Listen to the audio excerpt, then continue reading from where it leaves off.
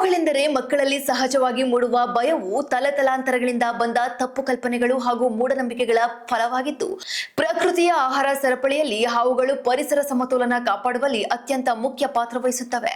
ಕರಗಿನಕೊಪ್ಪದ ಮನೆಯೊಂದರ ಅಡುಗೆ ಮನೆಯಲ್ಲಿ ನಾಗರ ಹಾವು ಬಾಲಕನೊಬ್ಬನಿಗೆ ಕಾಣಿಸಿಕೊಂಡು ಆತಂಕ ಸೃಷ್ಟಿಸಿತ್ತು.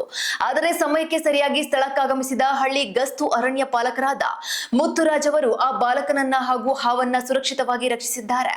ಹಾವುಗಳು ಮನುಷ್ಯನಿಗೆ ಕಾರಣವಿಲ್ಲದೆ ಎಂದಿಗೂ ಹಾನಿ ಮಾಡುವುದಿಲ್ಲ ಎಂಬ ವೈಜ್ಞಾನಿಕ ಸತ್ಯವನ್ನ ಮಕ್ಕಳಿಗೆ ಬಾಲ್ಯದಲ್ಲಿ ತಿಳಿಸಿಕೊಡಬೇಕಾಗಿದ್ದು, ಅನಗತ್ಯ ಭಯದ ಬದಲಿಗೆ ಅವುಗಳ ಬಗ್ಗೆ ಸೂಕ್ತ ಜಾಗೃತಿ, ಸುರಕ್ಷಿತ ಎಚ್ಚರ ಮತ್ತು ಗೌರವವನ್ನ ಬೆಳೆಸಿದಾಗ ಮಾತ್ರ ವನ್ಯಜೀವಿಗಳ ಸಂರಕ್ಷಣೆ ಹಾಗೂ ಸುರಕ್ಷಿತ ಸಹಬಾಳ್ವೆ ಸಾಧ್ಯವಾಗುತ್ತದೆ.